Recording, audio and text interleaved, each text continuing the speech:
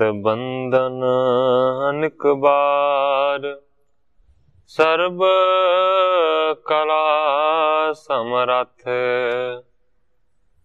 Dolan तेरा कौ प्रभु, नानक दे कर हथ।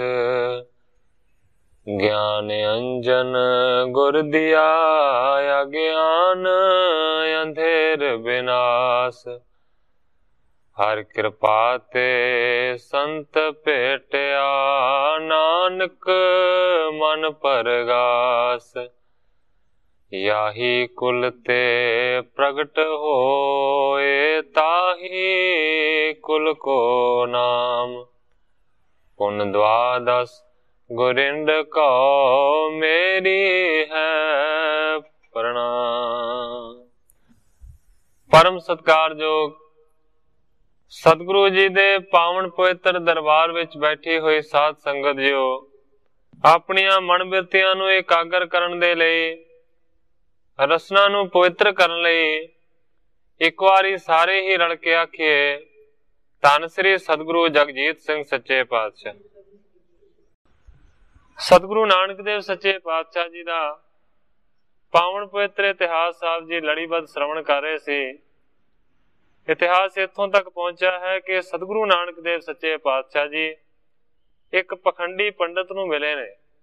सतगुरु नानक देव सच्चे पातशाह जी अपना पवित्र उपदेश उस नूं दे रहे ने। सतगुरु नानक देव सच्चे पातशाह जी ने शुरू किया है अपने धनासरी राग दे शब्द दे द्वारा, काल नाही जोग नाही ना ही सत का टब। इस शब्द दे द्वारा सतगुरु नानक देव सच्चे पातशाह जी उपदेश दे रहे ने।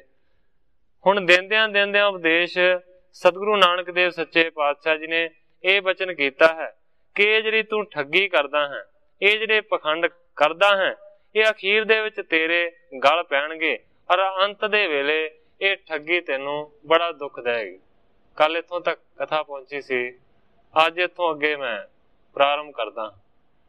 कली काल के पहरे माही, नाम बहीन सार किछ नाही।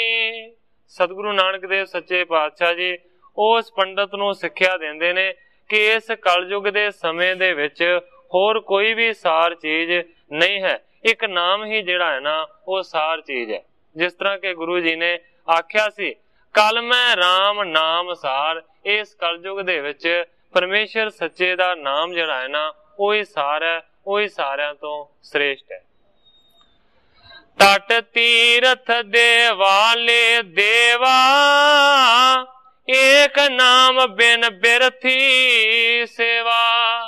गुरु जी कहते ने भावें कोई किन्नियां भी तीर्थां दी यात्रा कर लवे, किन्ने भी देवी देवतियां दी पूजा कर लवे, सतगुरु नानक देव सच्चे पातशाह जी कहते ने एक नाम बिन बिरथी सेवा।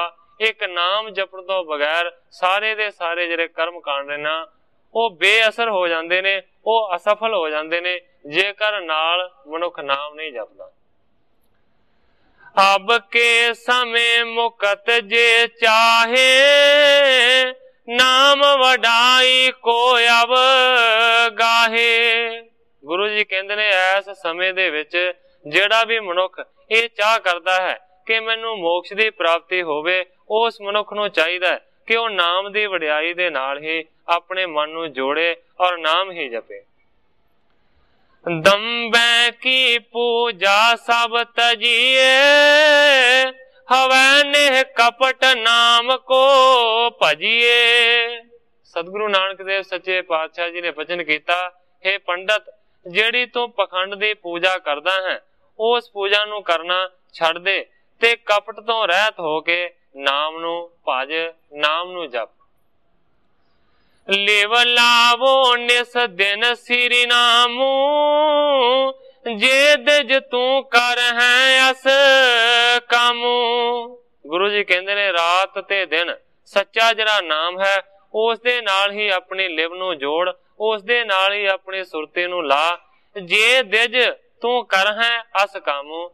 इस तो बाद सतगुरु जी कहते ने हे पंडित जेकर तू इस तरह का काम करेगा दोनों लोक बिखै सुख पाही ते तेनू फिर ਦੋਵਾਂ ਲੋਕਾਂ ਦੇ ਸੁਖ ਪ੍ਰਾਪਤ ਹੋਣਗੇ।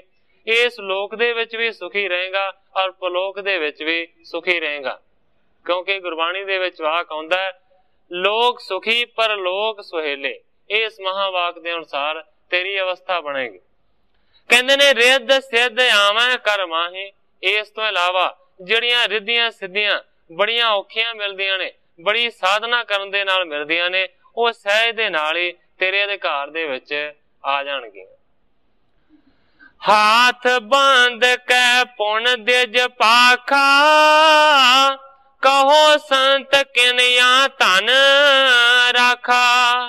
ਇਸ ਤੋਂ ਬਾਅਦ ਹੱਥ ਜੋੜ ਕੇ ਉਹ ਪੰਡਤ ਸਤਿਗੁਰਾਂ ਨੂੰ ਕਹਿੰਦਾ ਹੈ ਕਿ ਹੇ ਸੰਤ ਜੀ, ਕਿਰਪਾ ਕਰਕੇ ਮੈਨੂੰ ਇਹ ਤੇ ਦੱਸੋ ਕਿ ਤੁਹਾਨੂੰ ਕਿਸ ਤਰ੍ਹਾਂ ਪਤਾ ਲੱਗਾ ਕਿ ਮੇਰੇ ਪਿੱਛੇ ਕਿਸੇ ਨੇ ਧਨ ਦੱਬਿਆ ਹੋਇਆ, ਇਸ ਗੱਲ ਦੀ ਤੁਹਾਨੂੰ ਕਿਵੇਂ ਖਬਰ ਲੱਗੀ? ਕਹਿੰਦਾ ਹੈ ਕਿਸ ਪ੍ਰਕਾਰ ਤੁਮਨੇ ਇਹ ਦੇਖਾ, ਮੋਕੋ ਅਚਰਜ ਹੋਤ ਬਸ਼ੇਖਾ। ਪੰਡਤ ਕਹਿੰਦਾ ਹੈ ਕਿ ਮੈਨੂੰ ਬਹੁਤ ਜ਼ਿਆਦਾ ਹੈਰਾਨੀ ਹੋ ਰਹੀ ਹੈ ਕਿ ਤੁਹਾਨੂੰ ਇਸ ਗੱਲ ਦਾ ਕਿਵੇਂ ਪਤਾ ਲੱਗਾ ਕਿ ਇਸ ਜਗ੍ਹਾ ਦੇ ਉੱਤੇ ਧਰਤੀ ਤੇ ਮੇਰਾ ਧਨ ਦੱਬਿਆ ਹੋਇਆ। ਇਹ ਮੇਰੇ ਮਨ ਦੇ ਵਿੱਚ ਹੈਰਾਨੀ ਵਾਲੀ ਗੱਲ ਹੈ। ਮੁਝੇ ਬਿਰਤਾਂਤ ਬਤਾਵੋ ਸਾਰਾ, ਸੁਣਤ ਸ਼ਬਦ ਪਦ ਦੁਤੀਆ ਉਚਾਰਾ।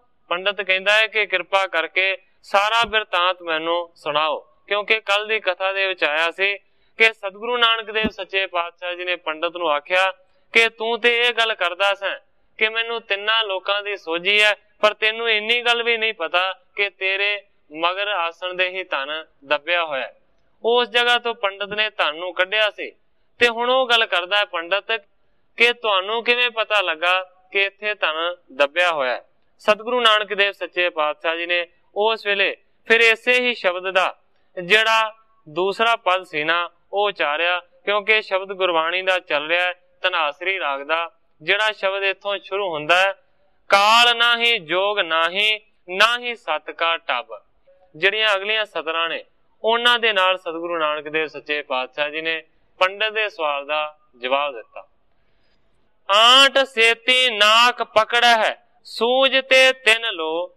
ਸਤਿਗੁਰੂ ਨਾਨਕ ਦੇਵ ਸੱਚੇ ਪਾਤਸ਼ਾਹ ਜੀ ਕਹਿੰਦੇ ਨੇ ਕਿ ਤੁਸੀਂ ਪੰਡਤ ਲੋਕ ਆਪਣੀ ਆਂਟ ਦੇ ਨਾਲ, ਆਂਟ ਕਹਿੰਦੇ ਨੇ ਅੰਗੂਠੇ ਨੂੰ, ਆਪਣੇ ਅੰਗੂਠੇ ਦੇ ਨਾਲ ਤੇ ਵਿਚਕਾਰਲੀ ਉਂਗਲ ਦੇ ਨਾਲ ਨੱਕ ਫੜ ਲੈਂਦੇ ਹੋ। ਇਸ ਤੋਂ ਇਲਾਵਾ ਸਮਾਧੀ ਦੇ ਵਿੱਚ ਲੀਨ ਹੋ ਜਾਂਦੇ ਹੋ, ਅੱਖਾਂ ਨੂੰ ਬੰਦ ਕਰਕੇ, ਤੇ ਕੀ ਕਹਿੰਦੇ ਹੋ? ਸੂਝ ਤੇ ਤਿੰਨ ਲੋ। ਲੋਕਾਂ ਨੂੰ ਇਹ ਕਹਿੰਦੇ ਹੋ ਕਿ ਸਾਨੂੰ ਇਸ ਤਰ੍ਹਾਂ ਕਰਨ ਦੇ ਨਾਲ ਤਿੰਨਾਂ ਹੀ ਲੋਕਾਂ ਦੀ ਸੋਝੀ ਹੋ ਜਾਂਦੀ ਹੈ, ਤਿੰਨੇ ਲੋਕ ਸਾਡੇ ਸਾਹਮਣੇ ਆ ਜਾਂਦੇ।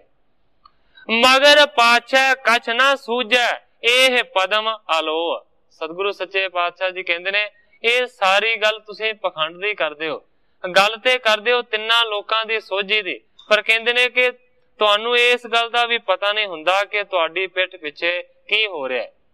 ਮਗਰ ਪਾਛੈ ਕਛੂ ਨਾ ਸੂਝੈ, ਤਿੰਨਾਂ ਲੋਕਾਂ ਦੀ ਤੇ ਤੁਹਾਨੂੰ ਸੋਝੀ ਹੁੰਦੀ ਹੈ, ਪਰ ਇਹ ਨਹੀਂ ਪਤਾ ਕਿ ਤੁਹਾਡੇ ਮਗਰਲੇ ਪਾਸੇ ਕੀ ਹੋ ਰਿਹਾ। ਇਹ ਪਦਮ ਆਲੋ। ਸਤਿਗੁਰੂ ਸੱਚੇ ਪਾਤਸ਼ਾਹ ਜੀ ਕਹਿੰਦੇ ਨੇ ਇਹ ਬਹੁਤ ਹੀ ਹੈਰਾਨੀ ਵਾਲੀ ਗੱਲ ਹੈ ਕਿ ਮਨੁੱਖ ਨੂੰ ਤਿੰਨੇ ਲੋਕ ਦਿਸਦੇ ਹੋਣ, ਪਰ ਉਹਨੂੰ ਇਹ ਨਾ ਪਤਾ ਹੋਵੇ ਕਿ ਮੇਰੀ ਪਿੱਠ ਪਿੱਛੇ ਕੀ ਹੋ ਰਿਹਾ, ਮੇਰੇ ਮਗਰ ਧਨ ਦੱਬਿਆ ਹੋਇਆ। ਸੀਰੀ ਪ੍ਰਭ ਭਾਨੈ ਵਿਪਰ ਸ਼ਰੁਤ ਸੁਣੀਏ, ਇਹ ਤੋ ਝੂਠ ਨਾ ਮੁਖ ਤੇ ਭਣੀਏ। ਸਤਿਗੁਰੂ ਨਾਨਕ ਦੇਵ ਸੱਚੇ ਪਾਤਸ਼ਾਹ ਜੀ ਕਹਿੰਦੇ ਨੇ ਹੇ ਵਿਪਰ, ਹੇ ਪੰਡਤ, ਧਿਆਨ ਦੇ ਕੇ ਮੇਰੀ ਗੱਲ ਨੂੰ ਸੁਣ। ਕਮ ਸੇ ਕਮ ਇੰਨਾ ਝੂਠ ਤੇ ਨਹੀਂ ਬੋਲਣਾ ਚਾਹੀਦਾ ਜਿੰਨਾ ਵੱਡਾ ਤੂੰ ਝੂਠ ਬੋਲਿਆ। ਤੈਨੂੰ ਇਹ ਤੇ ਪਤਾ ਨਹੀਂ ਕਿ ਤੇਰੀ ਪਿੱਠ ਪਿੱਛੇ ਕੀ ਹੋ ਰਿਹਾ, ਪਰ ਤੂੰ ਇਹ ਗੱਲ ਕਰਦਾ ਹੈ ਕਿ ਮੈਨੂੰ ਤਿੰਨਾਂ ਲੋਕਾਂ ਦਾ ਗਿਆਨ ਹੈ, ਤਿੰਨੇ ਲੋਕ ਦਿਸਦੇ ਨੇ, ਤਿੰਨੇ ਲੋਕਾਂ ਦੀ ਸੋਝੀ। ਮਗਰ ਪਿੱਛੇ ਕੀ ਸੁਧ ਨਹੀਂ ਜਾਣੀ, ਪੂਰਬ ਸੁਧ ਤ੍ਰਿਲੋਕ ਬਖਾਨੀ। ਕਹਿੰਦੇ ਨੇ ਕਿ ਤੂੰ ਆਪਣੇ ਮਗਰਲੇ ਪਾਸੇ ਦੀ ਸੁਧ ਖਬਰ ਨੂੰ ਨਹੀਂ ਜਾਣਿਆ, ਪਰ ਪਹਿਲਾਂ ਮੈਂ ਜਦੋਂ ਪੁੱਛਿਆ ਸੀ ਤੇ ਤੂੰ ਮੈਨੂੰ ਇਹ ਆਖਿਆ ਸੀ ਕਿ ਮੈਂ ਤਿੰਨੇ ਲੋਕਾਂ ਦਾ ਗਿਆਤਾ। ਵਿਪਰ ਕਹੇ ਹਮ ਝੂਠ ਉਚਰਹੀ, ਭਗਤ ਦੰਭ ਕੀ ਨਿਤ ਪ੍ਰਤੀ ਕਰਹੀ। ਉਸ ਵੇਲੇ ਪੰਡਤ ਨੇ ਹੱਥ ਜੋੜੇ ਨੇ, ਕਹਿਣ ਲੱਗਾ ਕਿ ਮੈਂ ਝੂਠ ਕਿਹਾ ਸੀ, ਮੈਨੂੰ ਕਿਸੇ ਵੀ ਲੋਕ ਦੀ ਕੋਈ ਸੋਝੀ ਨਹੀਂ। ਕਹਿੰਦਾ ਹੈ ਕਿ ਭਗਤੀ ਵੀ ਮੈਂ ਪਖੰਡ ਦੀ ਰੋਜ਼ ਕਰਦਾ ਹੈ, ਮੇਰੀ ਕੋਈ ਜਿਹੜੀ ਭਗਤੀ ਹੈ ਇਹ ਵੀ ਸੱਚੀ ਨਹੀਂ ਹੈ। ਹੁਣ ਸਤਿਗੁਰੂ ਨਾਨਕ ਦੇਵ ਸੱਚੇ ਪਾਤਸ਼ਾਹ ਜੀ ਇਸ ਤਰ੍ਹਾਂ ਦੇ ਪ੍ਰਮਾਣ ਦੇ ਰਹੇ ਨੇ ਕਿ ਉਸ ਪੰਡਤ ਨੂੰ ਆਪਣੇ ਗੁਨਾਹ ਆਪ ਹੀ ਕਬੂਲ ਕਰਨ ਦੇ ਵਾਸਤੇ ਮਜਬੂਰ ਹੋਣਾ ਪੈਂਦਾ ਹੈ। ਝੂਠੀ ਹੈ ਕਰਤੂਤ ਹਮਾਰੀ ਤਾਨੇ ਆਸਾ ਕਿ ਇਹ ਵਿਵਹਾਰੀ। ਆਪਣੇ ਆਪ ਆਪਣੀਆਂ ਗਲਤੀਆਂ ਨੂੰ ਪੰਡਤ ਕਬੂਲ ਕਰਦਾ ਹੈ, ਕਹਿੰਦਾ ਹੈ ਕਿ ਝੂਠੀ ਕਰਤੂਤ ਹੈ। ਕਰਤੂਤ ਕਹਿੰਦੇ ਨੇ ਕਰਮ ਨੂੰ, ਮੇਰਾ ਜਿਹੜਾ ਕਰਮ ਹੈ, ਜਿਹੜੀ ਮੇਰੀ ਕਰਤੂਤ ਹੈ ਉਹ ਝੂਠੀ ਹੈ। ਧਨ ਦੀ ਆਸ ਕਰਕੇ ਇਹ ਮੈਂ ਸਾਰਾ ਝੂਠ ਦਾ ਵਿਹਾਰ ਕਰਦਾ। ਸੁਣੀਏ ਦਿਜ ਜਿਨ ਹਿਰਦੈ ਸੱਚ ਸੇ ਸਭ ਜਾਣੀ ਜਾਣ ਹਰ ਕੇ ਪ੍ਰੀਤਮ ਭਗਤ ਜੇ ਕਰੇ ਨਾ ਕਹੂੰ ਵਖਾਨ। ਕਹਿੰਦੇ ਨੇ ਸੁਣੋ ਪੰਡਤ ਜੀ, ਜਿਨ ਕੇ ਹਿਰਦੈ ਸੱਚ ਸੇ ਸਭ ਜਾਣੀ ਜਾਣ, ਜਿਨ੍ਹਾਂ ਦੇ ਹਿਰਦੇ ਦੇ ਵਿੱਚ ਸੱਚ ਨਿਵਾਸ ਕਰਦਾ ਹੈ ਉਹ ਮਨੁੱਖ ਗੁਰੂ ਜੀ ਕਹਿੰਦੇ ਨੇ ਜਾਣੀ ਜਾਣ ਹੁੰਦੇ ਨੇ, ਉਹ ਅੰਤਰਜਾਮੀ ਹੁੰਦੇ ਨੇ, ਉਹਨਾਂ ਨੂੰ ਹਰ ਇੱਕ ਗੱਲ ਦੀ ਖਬਰ ਹੁੰਦੀ ਹੈ। ਹਰ ਕੇ ਪ੍ਰੀਤਮ ਭਗਤ ਜੇ ਕਰੇ ਨਾ ਕਹੂੰ ਵਖਾਣ। ਗੁਰੂ ਜੀ ਕਹਿੰਦੇ ਨੇ ਹਰੀ ਦੇ ਜਿਹੜੇ ਪਿਆਰੇ ਭਗਤ ਨੇ ਉਹ ਜਾਣੀ ਜਾਣ ਹੁੰਦੇ ਨੇ, ਉਹਨਾਂ ਨੂੰ ਹਰ ਇੱਕ ਚੀਜ਼ ਦਾ ਪਤਾ ਹੁੰਦਾ ਹੈ, ਪਰ ਕਹਿੰਦੇ ਨੇ ਜਗ੍ਹਾ ਜਗ੍ਹਾ ਦੇ ਉੱਤੇ ਇਸ ਗੱਲ ਦਾ ਬਖਾਨ ਨਹੀਂ ਕਰਦੇ, ਇਸ ਦਾ ਅਡੰਬਰ ਨਹੀਂ ਕਰਦੇ। ਸਭ ਜਗ ਬਿਖੈ ਦਰਬ ਹੈ ਜੋ ਤਾਰਾ ਮਾਹਿ ਪਹਿਚਾਨੋ ਸੋ। ਸਤਿਗੁਰੂ ਨਾਨਕ ਦੇਵ ਸੱਚੇ ਪਾਤਸ਼ਾਹ ਜੀ ਕਹਿੰਦੇ ਨੇ ਪੰਡਤ ਜੀ ਸਾਰੇ ਸੰਸਾਰ ਦੇ ਵਿੱਚ ਜਿੰਨੀ ਵੀ ਦੌਲਤ ਹੈ ਨਾ, ਗੁਰੂ ਜੀ ਕਹਿੰਦੇ ਨੇ ਉੱਥੇ ਸਾਰੀ ਦੀ ਸਾਰੀ ਧਰਤੀ ਦੇ ਵਿੱਚ ਦੱਬੀ ਹੋਈ ਹੈ। ਇਸ ਗੱਲ ਨੂੰ ਵੀ ਪਰਮੇਸ਼ਰ ਦੇ ਪਿਆਰੇ ਜਾਣਦੇ ਨੇ। ਗਾੜ ਗਾੜ ਬਹੁ ਮਰ ਮਰ ਗਏ ਆਗੇ ਕਿਨਹੂ ਨਾ ਸੰਗ ਨਾ ਲਏ। ਗੱਡ ਗੱਡ ਕੇ ਮਾਇਆ ਨੂੰ ਧਰਤੀ ਦੇ ਵਿੱਚ ਬਹੁਤ ਵੱਡੇ ਵੱਡੇ ਲੋਕ ਚਲੇ ਗਏ ਨੇ, ਪਰ ਕਹਿੰਦੇ ਨੇ ਅੱਗੇ ਕਿਨਹੂ ਨਾ ਸੰਗ ਲਏ, ਪਰ ਅੱਗੇ ਕੋਈ ਵੀ ਇਸ ਮਾਇਆ ਨੂੰ ਲੈ ਕੇ ਨਹੀਂ ਗਿਆ। ਕਿਉਂਕਿ ਮੈਂ ਅੱਗੇ ਵੀ ਇੱਕ ਦਿਨ ਅਰਜ਼ ਕੀਤੀ ਸੀ ਕਿ ਪੁਰਾਣੇ ਸਮੇਂ ਦੇ ਵਿੱਚ ਮਾਇਆ ਇਸ ਕਿਸਮ ਦੀ ਹੁੰਦੀ ਸੀ ਕਿ ਸਿੱਕੇ ਹੁੰਦੇ ਸਨ, ਲੋਕ ਆਮ ਤੌਰ ਤੇ ਧਰਤੀ ਦੇ ਵਿੱਚ ਮਾਇਆ ਨੂੰ ਦੱਬ ਦਿੰਦੇ ਸਨ, ਇਸੇ ਤਰੀਕੇ ਦੇ ਨਾਲ ਸਾਂਭੀ ਜਾਂਦੀ ਸੀ। ਇਸ ਤੋਂ ਇਲਾਵਾ ਜਿਹੜਾ ਸੋਨਾ ਚਾਂਦੀ ਹੈ ਉਹ ਵੀ ਲੋਕ ਧਰਤੀ ਦੇ ਵਿੱਚ ਦੱਬ ਦਿੰਦੇ ਸਨ। ਸੋ ਸਤਿਗੁਰੂ ਨਾਨਕ ਦੇਵ ਸੱਚੇ ਪਾਤਸ਼ਾਹ ਜੀ ਉਸੇ ਗੱਲ ਵੱਲ ਇਸ਼ਾਰਾ ਕਰਦੇ ਨੇ ਕਿ ਬਹੁਤੇ ਸਾਰੇ ਐਸੇ ਲੋਕ ਨੇ ਜਿਨ੍ਹਾਂ ਨੇ ਬਹੁਤੀ ਸਾਰੀ ਮਾਇਆ ਨੂੰ ਧਰਤੀ ਦੇ ਵਿੱਚ ਦੱਬਿਆ ਹੋਇਆ, ਉਹ ਦੱਬ ਕੇ ਚਲੇ ਗਏ ਨੇ, ਅਗਲੇ ਕਿਸੇ ਨੂੰ ਦੱਸ ਕੇ ਨਹੀਂ ਗਏ ਤੇ ਪਤਾ ਨਹੀਂ ਕਿ ਉਹ ਕਿੱਥੇ ਦੱਬੀ ਹੈ। ਇਸ ਤਰ੍ਹਾਂ ਬਹੁਤ ਸਾਰੀ ਮਾਇਆ ਗੁਰੂ ਜੀ ਕਹਿੰਦੇ ਨੇ ਧਰਤੀ ਦੇ ਵਿੱਚ ਹੀ ਦੱਬੀ ਹੋਈ। ਖਾਇਓ ਕਿਨੂੰ ਨਾ ਆਗੇ ਗਇਓ ਤਰਨੀ ਬਿਖੈ ਦਫਨ ਸੋ ਪਇਓ। ਨਾ ਉਸ ਮਾਇਆ ਨੂੰ ਕਿਸੇ ਨੇ ਖਾਧਾ, ਨਾ ਉਸ ਦੀ ਕੋਈ ਵਰਤੋਂ ਕੀਤੀ, ਨਾ ਹੀ ਉਸ ਨੂੰ ਦਰਗਾਹ ਦੇ ਵਿੱਚ ਖੜਿਆ। ਧਰਨੀ ਬਿਖੈ ਦਫਨ ਸੋ ਪਇਓ। ਉਹ ਮਾਇਆ, ਉਹ ਚਾਂਦੀ, ਉਹ ਸੋਨਾ, ਉਹ ਹੀਰੇ, ਉਹ ਮੋਤੀ ਸਾਰੇ ਦੇ ਸਾਰੇ ਧਰਤੀ ਦੇ ਵਿੱਚ ਦਫਨ ਹੋ ਗਏ, ਦੱਬੇ ਗਏ।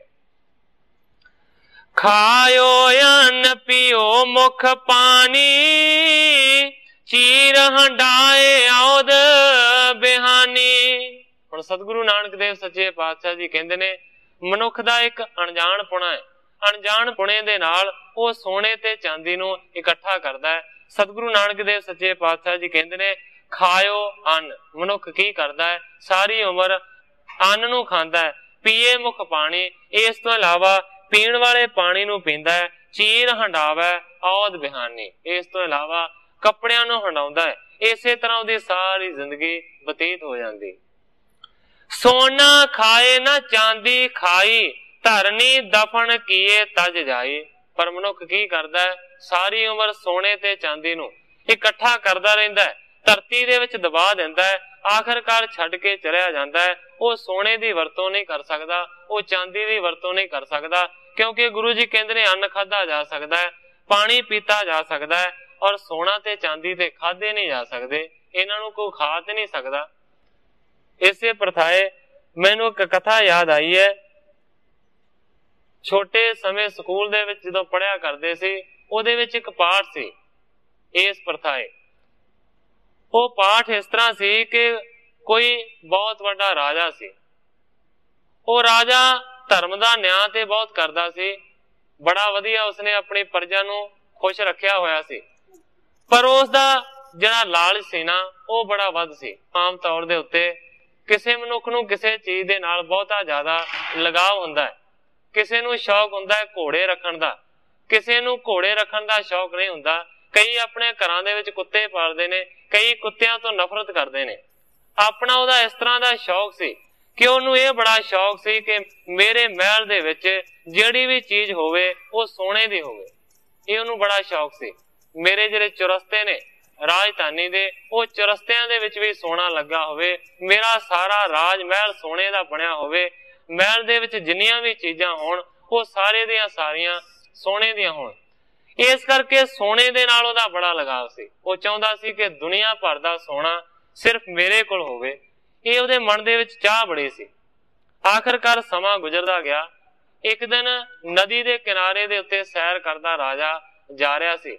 ਅਚਾਨਕ ਹੀ ਉਸ ਨਦੀ ਦੇ ਵਿੱਚੋਂ ਧਨ ਦਾ ਦੇਵਤਾ, ਜਿਹਨੂੰ ਕਬੀਰ ਆਖਿਆ ਜਾਂਦਾ ਹੈ, ਖਜ਼ਾਨੇ ਦਾ ਦੇਵਤਾ ਮੰਨਿਆ ਜਾਂਦਾ ਹੈ, ਕਬੀਰ ਦੇਵਤਾ ਉਹਦੇ ਸਾਹਮਣੇ ਬੁੱਢੇ ਦਾ ਰੂਪ ਧਾਰਨ ਕਰਕੇ ਖੜਾ ਹੋਇਆ ਔਰ ਉਸਨੇ ਉਸ ਨੂੰ ਆਖਿਆ ਕਿ ਮੈਂ ਤੇਰੇ ਤੋਂ ਬੜਾ ਖੁਸ਼ ਹਾਂ। ਰਾਜੇ ਨੇ ਪੁੱਛਿਆ ਕਿ ਤੁਸੀਂ ਕੌਣ ਹੋ ਔਰ ਮੇਰੇ ਤੇ ਕਿਉਂ ਪ੍ਰਸੰਨ ਹੋ? ਕਹਿੰਦਾ ਇਹ ਤੇ ਮੈਂ ਨਹੀਂ ਦੱਸਾਂਗਾ ਕਿ ਮੈਂ ਕੌਣ ਹਾਂ, ਪਰ ਕਹਿੰਦਾ ਮੈਂ ਇਹ ਤੈਨੂੰ ਦੱਸਦਾ ਕਿ ਮੈਂ ਤੇਰੇ ਤੇ ਖੁਸ਼ ਕਿਉਂ ਹਾਂ, ਤੇਰੇ ਤੇ ਪ੍ਰਸੰਨ ਕਿਉਂ ਹਾਂ। ਕਹਿੰਦਾ ਜੀ ਦੱਸੋ। ਕਹਿੰਦਾ ਮੈਂ ਤੇਰੇ ਤੇ ਇਸ ਕਰਕੇ ਪ੍ਰਸੰਨ ਹਾਂ ਕਿ ਤੂੰ ਆਪਣੀ ਪ੍ਰਜਾ ਨੂੰ ਬੜਾ ਖੁਸ਼ਹਾਲ ਵਸਾਇਆ, ਇਸ ਕਰਕੇ ਮੈਂ ਤੇਰੇ ਤੇ ਬੜਾ ਖੁਸ਼ ਹਾਂ। ਔਰ ਕਹਿੰਦਾ ਹੈ ਕਿ ਮੇਰੇ ਵਿੱਚ ਇੰਨੀ ਸਮਰੱਥਾ ਹੈ ਕਿ ਜੋ ਵੀ ਤੂੰ ਵਰਦਾਨ ਮੰਗੇਗਾ ਮੈਂ ਉਹ ਤੈਨੂੰ ਦੇ ਸਕਦਾ। ਰਾਜਾ ਕਹਿਣ ਲੱਗਾ ਵਾਕਈ ਤੁਸੀਂ ਜੋ ਮੈਂ ਮੰਗਾਂਗਾ ਦੇ ਸਕਦੇ ਹੋ? ਕਹਿੰਦੇ ਹਾਂ ਮੈਂ ਉਹ ਹੀ ਦੇ ਸਕਦਾ ਜੋ ਤੂੰ ਮੰਗੇਗਾ। ਰਾਜੇ ਨੇ ਆਖਿਆ ਜੇਕਰ ਤੁਸੀਂ ਮੇਰੇ ਤੇ ਤਰੁੱਠੇ ਹੋ, ਮੇਰੇ ਤੇ ਮਿਹਰਬਾਨ ਹੋ, ਤੇ ਕਿਰਪਾ ਕਰਕੇ ਮੈਨੂੰ ਇਹ ਵਰਦਾਨ ਦਿਓ ਕਿ ਮੈਂ ਜਿਹੜੀ ਚੀਜ਼ ਨੂੰ ਹੱਥ ਲਾਵਾਂ ਉਹੀ ਚੀਜ਼ ਸੋਨੇ ਦੀ ਹੋ ਜਾਏ। ਕਬੀਰ ਦੇਵਤੇ ਨੇ ਤਥਾਸਤੂ ਆਖਿਆ। ਕਹਿੰਦੇ ਨੇ ਠੀਕ ਹੈ ਰਾਜਾ, ਇਹੀ ਹੋਵੇਗਾ, ਜਿਹੜੀ ਚੀਜ਼ ਨੂੰ ਹੱਥ ਲਾਵੇਂਗਾ ਉਹੀ ਸੋਨੇ ਦੀ ਬਣ ਜਾਏਗੀ। ਕਹਿਣ ਲੱਗਾ ਜੀ ਹੋਰ ਮੈਨੂੰ ਕਿਸੇ ਵਰਦਾਨ ਦੀ ਲੋੜ ਨਹੀਂ ਹੈ। ਪਰ ਉਹਨਾਂ ਨੇ ਉਸ ਵੇਲੇ ਆਖਿਆ ਕਿ ਹੇ ਰਾਜਾ, ਇਹਨਾਂ ਸੋਨੇ ਦੇ ਨਾਲ ਮੋਹ ਨਾ ਕਰ, ਆਖਰਕਾਰ ਤੈਨੂੰ ਦੁੱਖਾਂ ਦੀ ਪ੍ਰਾਪਤੀ ਹੋਵੇਗੀ, ਇਹਦੇ ਨਾਲ ਤੇਰੇ ਕਾਰਜ ਸੌਰਨਗੇ ਨਹੀਂ। ਕਹਿਣ ਲੱਗਾ ਜੀ ਮੈਨੂੰ ਕਿਸੇ ਚੀਜ਼ ਦੀ ਪਰਵਾਹ ਨਹੀਂ ਹੈ, ਮੈਨੂੰ ਸਿਰਫ ਸੋਨਾ ਚਾਹੀਦਾ ਹੈ, ਉਹ ਮੇਰੇ ਹੱਥ ਲਾਉਣ ਦੇ ਨਾਲ ਹੁਣ ਬਣ ਜਾਏਗਾ। ਕਬੀਰ ਦੇਵਤਾ ਅਲੋਪ ਹੋ ਗਿਆ।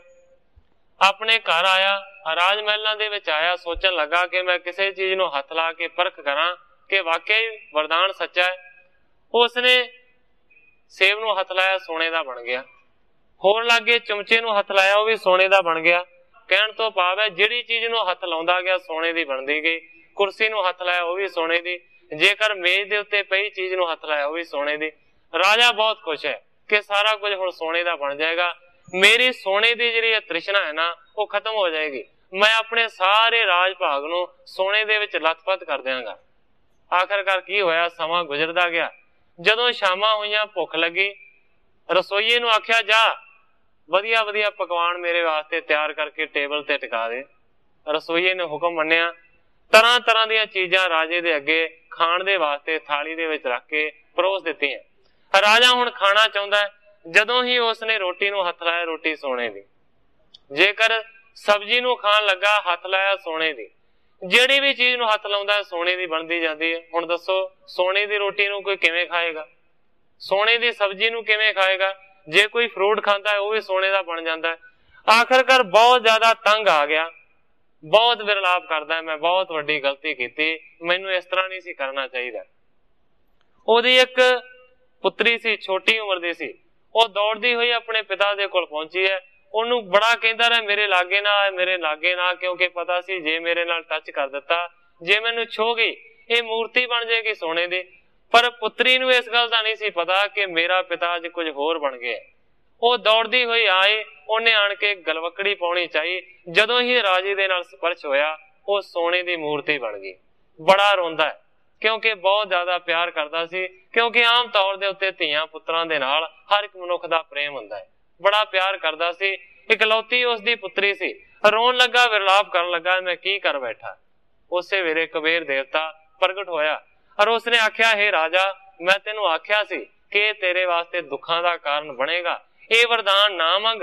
ਤੂੰ ਇਹ ਆਪਣੀ ਜਿਹੜੀ ਲੜਕੀ ਉਹ ਵੀ ਗਵਾ ਬੈਠਾ। ਉਸ ਵੇਲੇ ਫਿਰ ਉਸ ਰਾਜੇ ਨੇ ਮਾਫੀ ਮੰਗੀ, ਕਹਿਣ ਲੱਗਾ ਕਿ ਕਿਰਪਾ ਕਰਕੇ मेरी अर्ज नूं प्रवान करो, मैनू किसी चीज की कोई लोड़ नहीं है, तुसीं मैनू उसे तरह का कर दो, मैनू तुहाडे वरदान की तुहाडी विश की कोई लोड़ नहीं। उस वेले फिर उन्हें एक वादा लिया कि यह वादा करके अगे तो धन का या सोने का या चांदी का कोई लालच नहीं करेगा, और जिन्ना कुछ तेरे कोल सारा कुछ है वो सारे का सारा गरीबां नूं दान करेगा, तां मैं अपनी विश तां मैं अपना वचन वापस लवांगा। राजे ने इकरार किया, तां उसने अपना जिहड़ा वरदान सी वो वापस लिया, उसदी जिहड़ी लड़की सी वो भी ठीक हो गई। मेरा सिर्फ कहण तो भाव है कि सतगुरु नानक देव सच्चे पातशाह जी कहंदे ने सोना खाए ना चांदी खाए। कोई मनुख ना सोने नूं खांदा है ना चांदी नूं खांदा है, पर फिर भी सोने चांदी दा बड़ा मोह है और उसनूं साम के रखदा है। इस दे प्रथाए इतिहास दे विच एक होर भी बहुत वड्डी महत्वपूर्ण घटना हुंदी है। महाभारत दी कथा है, तुसीं सारे ही जानदे हो कि महाभारत दे विच पंजां पांडवां दा जिहड़ा वड्डा भरा सी जिन्हों के कर्ण आख्या जाता है, उसनूं दुनिया दे उत्ते दानवीर कर्ण आख्या जाता है। इतिहास इस गल नूं मनदे ने, जगह जगह दे उत्ते जिथे भी दान दा प्रसंग आउंदा है उत्थे कर्ण दा नाम सारियां तो पहला आउंदा है। दुनिया दे विच उसनूं दानवीर कर्ण कह के याद किया जाता है। जिथे भी दान की गल आउंदी है उत्थे सारियां तो पहला कर्ण दा नाम है। ये गल मनण योग है, इतिहासां दे विच आया है कि कर्ण वर्गा दानी दुनिया दे उत्ते अज तक कोई पैदा नहीं होया। इन्ना वड्डा वो दानी सी, सोने की गल कर रहा सी। इतिहास दे विच ये गल आई है कि कर्ण हमेशा सोना दान करदा सी, रोज सोना दान करके फिर वो कुछ खांदा सी। जिदन सोना दान नहीं सी करदा वो खांदा ही कुछ नहीं सी। वो इस करके दान करदा सी कि सोना सारियां तो कीमती चीज है, इस करके मैनू चाहिए कि मैं सारियां तो कीमती चीज दान करा, इस करके रोज दान करके फिर कुछ खांदा सी। इन्ना वड्डा दानी सी। अखीर दे विच जदों रणभूमि दे विच महाभारत दे युद्ध दे विच अखीरले वेले जदों मरण दे कंढे ते अपड़िया, थोड़े श्वास बाकी रहिंदे सन, उस तो बाद कर्ण ने मर जाना सी। उस वेले भगवान कृष्ण ने अर्जन नूं आख्या, हे अर्जन अज दान दा सूरज छिप जाना है। कहन लगे की गल? कहंदे ने अज कर्ण ने मर जाना है, अज दान दा सूरज छिप जाएगा। अर्जन दे मन दे विच शंका पैदा हो गई कि एडा केड़ा वड्डा कर्ण दानी है कि भगवान ने गल कह दी कि अज ते दान दा सूरज ही अलोप हो जाएगा। वो सारियां तो वड्डा दानी है। भगवान कृष्ण जी कहन लगे, हाँ उस वर्गा दानी अज तक ना कोई होया है ते ना ही कदे होवेगा। कहन लगा जी मेरे मन दे विच शंका है, मेरे शंके नूं निवृत्त करो, मैं देखना चाहुंदा हां कि वो किन्ना क वड्डा दानी है। भगवान कृष्ण कहन लगे हुणे दिखा दिने। पंडित बन गए दोवें दे दोवें, गरीबड़े जे पंडित अर्जन भी और भगवान कृष्ण भी। जिस जगह दे उत्ते जख्मी होके कर्ण डिग्गा सी ओदे कोल दोवें जाके खड़े हो गए। और उस वेले भगवान कृष्ण ने जेड़े के पंडित दे स्वरूप नूं धारण करी बैठे ने, उन्होंने सवाल किया, कहंदे ने हे दानवीर कर्ण दान दे, असीं दान लैण दे वास्ते तेरे कोल आए हां। उस वेले कर्ण दे हथ पैर टुटे हुए ने, उठ के खड़ा भी नहीं हो सकता। उसने आख्या, हे महात्मा जनो, हे पंडितो, हुण ते मैं मरण दे किनारे पहुंचा होया, मैं तुहानू की दे सकदा है? इस वेले मेरे कोल देण दे वास्ते कुछ भी नहीं है। कहंदा जे हुंदा ते मैं कदी तुहानू खाली ना मोड़दा, क्योंकि जिंदगी दे विच कदे भी मैं किसी नू खाली नहीं मोड़िया, इत्थों तक कि सोना दान कीता है। उस वेले भगवान कृष्ण जी हुण अंतरजामी सारी चीज नू जाणदे सन। उन्होंने आख्या, नहीं करण, अजे भी तेरे कोल बहुत कुछ है जिहड़ा तू सानू दान दे विच दे सकदा है। कहन लगा, पंडित जी दसो मैं तुहानू की दे सकदा, मैं हुणे दे दांगा, मैं इनकार नहीं करांगा। इतिहास दे विच जिक्र आउंदा है कि उस दे दंद सोने दे सन। अजकल भी आम तौर ते जिहड़े अमीर लोक ने ਉਹ ਜਦੋਂ ਦੰਦਾਂ ਦੀ ਖੋੜ ਭਰਾਉਣੀ ਹੋਵੇ ਤੇ ਕਈ ਲੋਕ ਉਸ ਖੋੜ ਨੂੰ ਕਿਸੇ ਮਸਾਲੇ ਦੇ ਨਾਲ ਨਹੀਂ ਭਰਦੇ, ਉਹ ਸੋਨੇ ਨੂੰ ਭਰਵਾ ਲੈਂਦੇ ਨੇ। ਆਪਣੀ ਸਮਰੱਥਾ ਦੀ ਗੱਲ ਹੈ ਨਾ। ਉਸ ਦੇ ਦੰਦ ਸੋਨੇ ਦੇ ਵਿੱਚ ਮੜੇ ਹੋਏ ਸਨ। ਹੁਣ ਦੰਦ ਤੇ ਉਹਦੇ ਸਰੀਰ ਦੇ ਨਾਲ ਹੀ ਸਨ, ਭਾਵੇਂ ਦੇਣ ਦੇ ਵਾਸਤੇ ਹੋਰ ਉਹਦੇ ਕੋਲ ਕੋਈ ਚੀਜ਼ ਨਹੀਂ ਸੀ। ਪੰਡਤ ਨੇ ਆਖਿਆ, ਭਗਵਾਨ ਕ੍ਰਿਸ਼ਨ ਨੇ ਜਿਹੜੇ ਕਿ ਬਣੇ ਹੋਏ ਨੇ ਪੰਡਤ ਦੇ ਸਰੂਪ ਨੂੰ ਧਾਰਨ ਜਿਨ੍ਹਾਂ ਨੇ ਕੀਤਾ ਹੈ, ਕਹਿੰਦੇ ਨੇ ਤੇਰੇ ਦੰਦ ਸੋਨੇ ਦੇ ਨੇ, ਉਹ ਤੋੜ ਕੇ ਸਾਨੂੰ ਦੇ ਦੇ। ਉਸ ਵੇਲੇ ਕਰਨ ਨੇ ਆਖਿਆ, ਜ਼ਰੂਰ ਮੈਂ ਤੁਹਾਨੂੰ ਆਪਣੇ ਦੰਦ ਦੇ ਦਿਆਂਗਾ। ਥੋੜੀ ਦੂਰ ਦੇ ਉੱਤੇ ਇੱਕ ਛੋਟਾ ਜਿਹਾ ਪੱਥਰ ਪਿਆ ਸੀ। ਕਹਿਣ ਲੱਗਾ ਕਿ ਮੇਰੇ ਤੇ ਪੈਰ ਕੰਮ ਨਹੀਂ ਕਰਦੇ, ਉਹ ਵੱਟੇ ਦੇ ਨਾਲ ਮੇਰੇ ਦੰਦਾਂ ਨੂੰ ਭੰਨ ਲਓ ਔਰ ਤੁਸੀਂ ਲੈ ਜਾਓ, ਮੈਂ ਤੁਹਾਨੂੰ ਦਾਨ ਦਿੱਤੇ। उस वेले भगवान कृष्ण जी जिन्हों ने पंडित के स्वरूप को धारण किया कह लगे नहीं मैं पाप नहीं कर सकता कि मैं तेरे वट्टा मार के दंद पन्ना ते फिर लैके जावां, तू अपने आप ही भन के सानू दे। हुण वो तुर भी नहीं सकता, पत्थर नू चुक भी नहीं सकता। आखिरकार रिड़दा रिड़दा वो पत्थर दे कोल गया और उसने जोर दे नाल अपने दंद उस पत्थर ते मारने जदों ही चाहे ते भगवान कृष्ण ने दोवें हत्थां दे विच उहदे सिर नू फड़ लिया और रोक दिता। और उस वेले अपने असली स्वरूप दे विच आए ने भगवान कृष्ण जी। अर्जन भी उस तरह प्रगट होया ते उस वेले अर्जन नू आख्या देख भाई ये किन्ना वड्डा दानी। मेरा सिर्फ कहण तो भाव है कि इन्ना वड्डा दानी सी। हुण मैं गल कर रहा सी सोने दी। इतिहास दे विच जिक्र आउंदा है कि जिन्ना चिर करण जिउंदा रहा उन्हें सोना दान किया। अखीर दे विच जदों मरिया दरगाह दे विच पहुंचिया ते जिथे उसनू टिकाया गया उस सारी जगह सोने दी। करण ने आख्या भुख लगी है, सोने का सेब अगे कर दिता। आख्या नहीं रोटी चाहिए है, सोने की रोटी अगे कर दी। सोने दी थालियां दे विच परोस दिता गया खाना। करण कहन लगा मैं ऐसा केड़ा कसूर किया है, मैं ते इन्ना वड्डा दान किया है दुनिया दे उत्ते, हुण तुसीं मैनू खाण दे वास्ते सोना दिंदे हो। उस वेले हुक्म होया कि जो तू दान किया वही मिलेगा। तू सोना दान किया है, खा सोना। बड़ा पछताया, एडा वड्डा दानी जिहड़ा कि सोना दान करदा रहा उहनूं पछताउणा पै गया। कहन लगा मैं ते इस भुलेखे दे विच रहा कि कीमती चीज दान करा, मैनू की पता सी कि मैनू यही चीज मुड़ के मिलेगी। कहन लगे ये ते तेनू इसे तरह भोगना पवेगा। करण ने आख्या कि ये मेरा भुलेखा सी, तुसीं मेरी इस गल नूं ते मनदे हो कि मैं बहुत वड्डा दानी हाँ, इस करके कृपा करके मैनू इन्नी मोहलत दिओ, इन्ना समा दिओ ताकि मैं मात लोक दे विच जाके दान कर सकां, अन्न दा दान करां ताकि मैनू खाण दे वास्ते वो मिले। इस वास्ते भगवान ने उसनू फिर मात लोक दे उत्ते भेजिया कि जा जिन्ना दान कर सकदा है कर। 15 श्राद्ध उस दिन तो बने ने कि 15 दिनां दे वास्ते करण धरती दे उत्ते आया और उसने बहुत वड्डे लंगर लाए, अन्न दा दान कीता, जिहड़ियां खाण वालियां चीजां सन उन्हां दा दान कीता। फिर उन्हां 15 दिनां तो बाद फिर वो मर के परलोक दे विच गया ते फिर ओदी कालना पूरी हुई, फिर उसनू अन्न मिलिया। जो कोई दान करदा है उसे तरह मिलदा है। इसे करके सतगुरु साहिबाना दे उपदेश दे विच आउंदा है बार बार कि अन्न दा दान सारियां तो वड्डा दान है। अन्न दान सबन सिरमौर, सिरमौर जिहड़ा दान है ना वो अन्न दा मन्निया गया। हुण मैं सिर्फ ये गल कर रहा सी कि सतगुरु नानक देव सच्चे पातशाह जी ने उस पंडित नूं आख्या है कि लोग सोने नूं इकट्ठा करदे करदे मर जांदे ने, चांदी नूं धरती दे विच दबदे दबदे मर जांदे ने। सोना खाए ना चांदी खाए, पर ना मनुख सोना खांदा है ना चांदी खांदा है। आखिरकार उसनूं अन्न ही खाना पैंदा है, पानी ही पीना पैंदा है, पर फिर भी वो इस तरह का लालच करदा है। जग के काज चलावन कारण धन किया करन सरब व्यवहारन। संसार दे काज नूं चलाउण दे वास्ते मनुख ने धन इकट्ठा किया, पर वो धन धरती दे विच ही दबिया रह गया, किसे कम नहीं आया।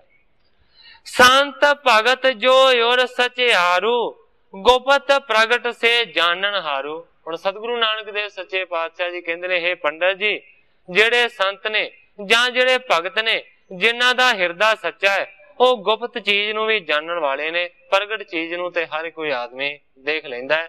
वो जिहड़ी छुपी हुई चीज है ओनू भी देख लेंदे ने। इसे करके गुरु जी कहंदे ने असीं तेरे धन नूं लभ लिया।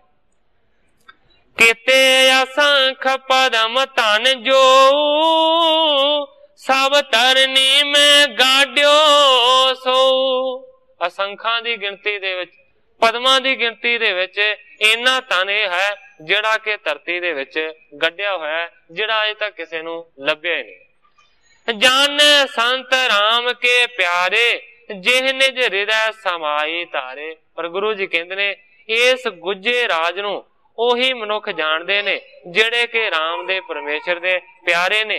जिह निज हृदय समाई तारे कहण तो पावे है कि जिन्हां ने अपने आप नूं नहीं जनाया, अपने आप नूं प्रगट नहीं कीता, ओही परमेश्वर दे प्यारे इस गुज्जे राज दे जाणू ने।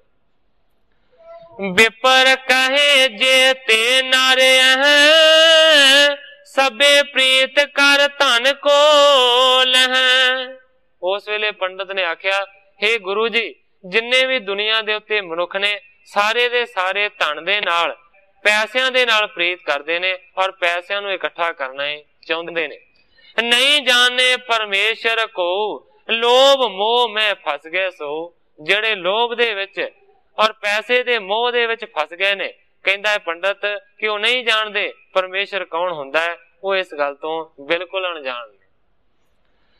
अपने धर्म बिखै को नाही, सुन गुर तृतीया पौड़ी प्राही। पंडित कहता है कि अजकल का समा इस तरह का है कि अपने धर्म दे विच कोई भी पक्का नहीं है, हर एक ने धर्म नूं छड्ड दिता है। उस वेले फिर सतगुरु नानक देव सच्चे पातशाह जी ने इसे शब्द दियां अगलियां जिहड़ियां 17 सी ना उन्हां दा बयान कीता। गुरु जी कहंदे ने, खतरियां ता धर्म छोड़िया, मलेश भाखिया गही, श्रेष्ठ सब एक वर्ण होई, धर्म की गत रही।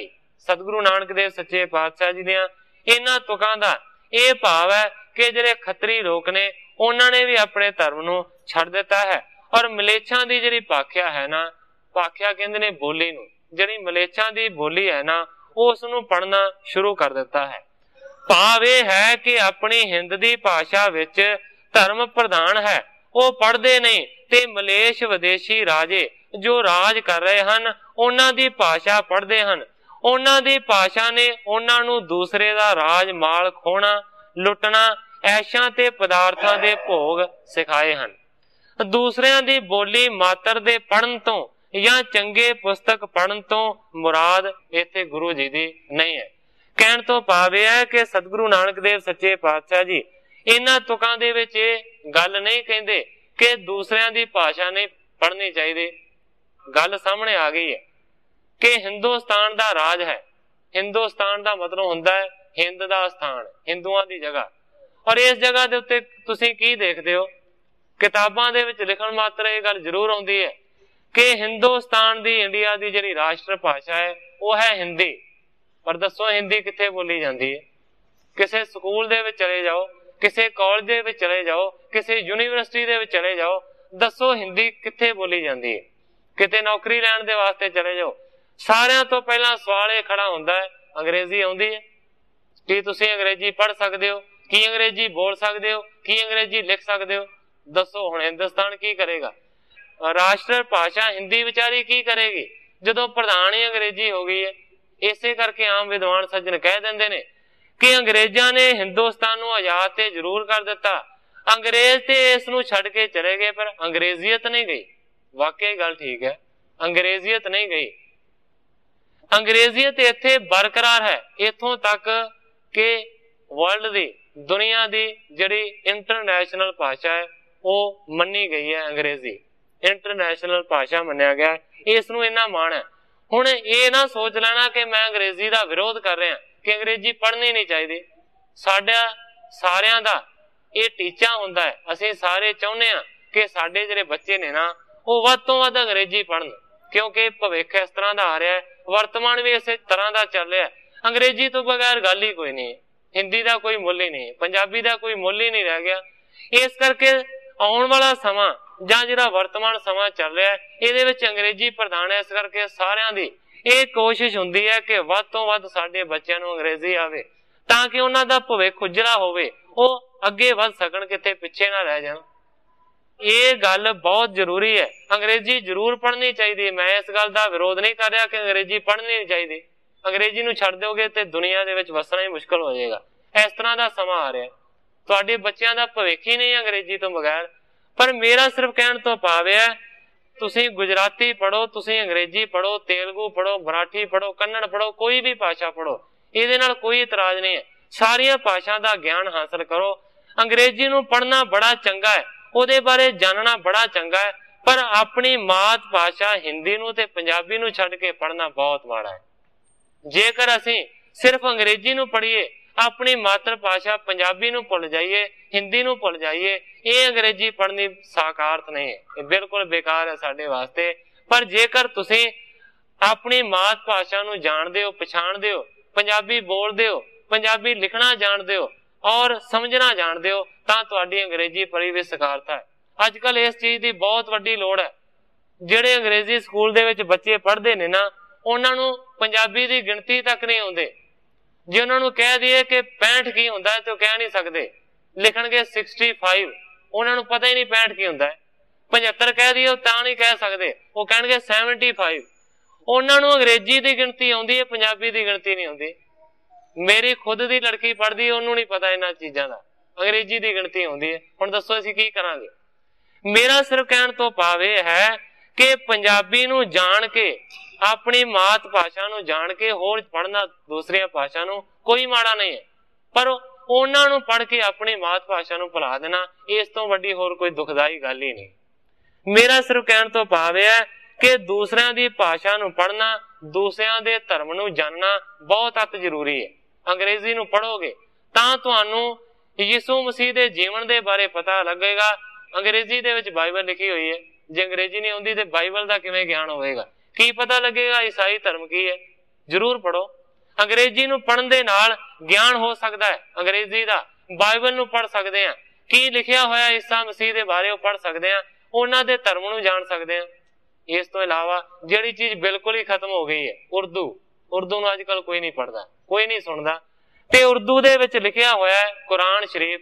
ਉਰਦੂ ਨੂੰ ਜੇਕਰ ਪੜ੍ਹਨਾ ਜਾਣਦੇ ਹੋਵਾਂਗੇ, ਅਸੀਂ ਕੁਰਾਨ ਸ਼ਰੀਫ ਨੂੰ ਪੜ੍ਹ ਸਕਾਂਗੇ, ਅਸੀਂ ਇਹ ਅਧਿਐਨ ਕਰ ਸਕਾਂਗੇ ਮੁਹੰਮਦ ਸਾਹਿਬ ਦੇ ਕੀ ਬਚਨ ਨੇ, ਉਹਨਾਂ ਦੇ ਧਰਮ ਤੋਂ ਜਾਣੂ ਹੋਵਾਂਗੇ। ਇਸੇ ਤਰੀਕੇ ਦੇ ਨਾਲ ਬੁੱਧ ਧਰਮ ਨੂੰ ਜਾਣਨ ਦੀ ਲੋੜ ਹੈ, ਜੈਨ ਧਰਮ ਨੂੰ ਜਾਣਨ ਦੀ ਲੋੜ ਹੈ, ਈਸਾਈਆਂ ਦੇ ਧਰਮ ਨੂੰ ਜਾਣਨ ਦੀ ਲੋੜ ਹੈ, ਮੁਹੰਮਦ ਸਾਹਿਬ ਦੇ ਜੀਵਨ ਨੂੰ ਜਾਣਨ ਦੀ ਲੋੜ ਹੈ। ਪਰ ਜੇਕਰ ਅਸੀਂ ਇਹ ਆਖੀਏ ਕਿ ਸਾਰੇ ਧਰਮਾਂ ਦੀ ਤੇ ਅਸੀਂ ਜਾਣਕਾਰੀ ਕਰ ਲਈਏ, ਪਰ ਸਾਨੂੰ ਆਪਣੇ ਧਰਮ ਦੀ ਕੋਈ ਜਾਣਕਾਰੀ ਨਾ ਹੋਏ, ਪੰਜਾਬੀ ਪੜ੍ਹਨੀ ਨਾ ਜਾਣਦੇ ਹੋਈਏ। ਗੁਰੂ ਸਾਹਿਬਾਨ ਨੇ ਗੁਰਬਾਣੀ ਲਿਖੀ ਹੈ ਗੁਰਮੁਖੀ ਲਿਪੀ ਦੇ ਵਿੱਚ, ਪੰਜਾਬੀ ਦੇ ਵਿੱਚ। ਜੇਕਰ ਬਾਈਬਲ ਨੂੰ ਅਸੀਂ ਪੜ੍ਹ ਲਈਏ, ਅੰਜੀਲ ਨੂੰ ਅਸੀਂ ਪੜ੍ਹ ਲਈਏ, ਇਸ ਤੋਂ ਇਲਾਵਾ ਕੁਰਾਨ ਸ਼ਰੀਫ ਨੂੰ ਪੜ੍ਹ ਲਈਏ, ਤੇ ਆਦਿ ਗ੍ਰੰਥ ਦਾ ਪਾਠ ਕਰਨਾ ਆਉਂਦਾ ਹੀ ਨਾ ਹੋਵੇ, ਪੰਜਾਬੀ ਆਉਂਦੀ ਨਾ ਹੋਵੇ, ਤੇ ਦੱਸੋ ਕਿੰਨੀ ਮਾੜੀ ਗੱਲ ਹੈ। ਮੇਰਾ ਸਿਰਫ ਕਹਿਣ ਤੋਂ ਭਾਵ ਇਹ ਹੈ ਕਿ ਆਪਣੇ ਸਿੱਖ ਧਰਮ ਨੂੰ ਜਾਣਨਾ, ਆਪਣੀ ਗੁਰਬਾਣੀ ਨੂੰ ਜਾਣਨਾ, ਇਹ ਬਹੁਤ ਚੰਗੀ ਗੱਲ ਹੈ। ਕਿਸੇ ਹੋਰ ਦੇ ਧਰਮ ਦੇ ਬਾਰੇ ਜਾਣਨਾ, ਇਹ ਵੀ ਬਹੁਤ ਚੰਗੀ ਗੱਲ ਹੈ। ਪਰ ਆਪਣੀ ਚੀਜ਼ ਨੂੰ ਪਿੱਛੇ ਕਰਕੇ ਕਿਸੇ ਨੂੰ ਅੱਗੇ ਨਹੀਂ ਕਰਨਾ ਚਾਹੀਦਾ। ਆਪਣੀ ਚੀਜ਼ ਨੂੰ ਅੱਗੇ ਰੱਖ ਕੇ ਭਾਵੇਂ ਤੁਸੀਂ ਪਾਸਿਆਂ ਦੀ ਕੋਈ ਵੀ ਗੱਲ ਪੜ੍ਹੀ ਜਾਓ। ਹੁਣ ਸਤਿਗੁਰੂ ਨਾਨਕ ਦੇਵ ਸੱਚੇ ਪਾਤਸ਼ਾਹ ਜੀ ਇਹ ਗੱਲ ਕਰਦੇ ਨੇ, ਖੱਤਰੀਆਂ ਤਾਂ ਧਰਮ ਛੋੜਿਆ ਮਲੇਛ ਭਾਖਿਆ ਗਈ। ਇੱਥੇ ਇਹ ਨਹੀਂ ਭਾਵ ਕਿ ਮਲੇਛਾਂ ਦੀ ਭਾਸ਼ਾ ਨੂੰ ਕਹਿ ਲਿਆ, ਹੋਰ ਕਿਸੇ ਭਾਸ਼ਾ ਨੂੰ ਪੜ੍ਹਨਾ ਹੀ ਨਹੀਂ ਚਾਹੀਦਾ। ਪਰ ਜਿਸ ਤਰ੍ਹਾਂ ਦਾ ਉਸ ਵੇਲੇ ਮਾਹੌਲ ਸੀ, ਮੁਸਲਮਾਨੀ ਰਾਜ ਸੀ, ਆਰਾਮ ਕਰਕੇ ਮੁਸਲਮਾਨਾਂ ਨੂੰ ਮਲੇਛ ਕਹਿ ਦਿੰਦੇ ਨੇ। ਇੱਕ ਗੱਲ ਇਹ ਵੀ ਖੁਲਾਸਾ ਕਰ ਦੇਣਾ ਚਾਹੁੰਦਾ ਕਿ ਮਲੇਛ ਕੌਣ ਹੁੰਦੇ ਨੇ। ਆਮ ਕਰਕੇ ਇਹ ਭਾਸ਼ਾ ਵਰਤੀ ਜਾਂਦੀ ਹੈ ਸਿੱਖਾਂ ਦੇ ਵਿੱਚ, ਮੁਸਲਮਾਨ ਮਲੇਛ, ਤੁਰਕ ਮਲੇਛ, ਕਿਉਂਕਿ ਬਾਰ-ਬਾਰ ਗ੍ਰੰਥਾਂ ਦੇ ਵਿੱਚ ਵੀ ਇਸ ਤਰ੍ਹਾਂ ਦਾ ਜ਼ਿਕਰ ਹੁੰਦਾ ਹੈ। ਪਰ ਮਲੇਛ ਉਹ ਹੁੰਦਾ ਹੈ ਜਿਹੜਾ ਮਾੜੇ ਕਰਮ ਕਰਦਾ ਹੈ। ਸਿਰਫ ਤੁਰਕੀ ਮਲੇਛ ਨਹੀਂ ਹਨ, ਹੋ ਸਕਦਾ ਹੈ ਕਈ ਸਿੱਖ ਵੀ ਬਹੁਤੇ ਜ਼ਿਆਦਾ ਮਲੇਛ ਹੋਣ, ਕਿਉਂਕਿ ਇਤਿਹਾਸਾਂ ਦੇ ਵਿੱਚ ਬਹੁਤ ਕੁਝ ਤੁਸੀਂ ਪੜ੍ਹਿਆ। ਜਿਹੜਾ ਕਿ ਸੁੱਚਾ ਨੰਦ ਸੀ, ਜਿਹਨੇ ਇਹ ਕਹਿ ਕੇ ਸਾਹਿਬਜ਼ਾਦਿਆਂ ਛੋਟਿਆਂ ਨੂੰ ਸ਼ਹੀਦ ਕਰਵਾਇਆ, ਉਹ ਹਿੰਦੂ ਸੀ। ਕੀ ਤੁਸੀਂ ਕਹੋਗੇ ਕਿ ਉਹ ਬੜਾ ਧਰਮੀ ਸੀ? ਉਹਨੂੰ ਮਲੇਛ ਨਹੀਂ ਆਖਿਆ ਜਾ ਸਕਦਾ।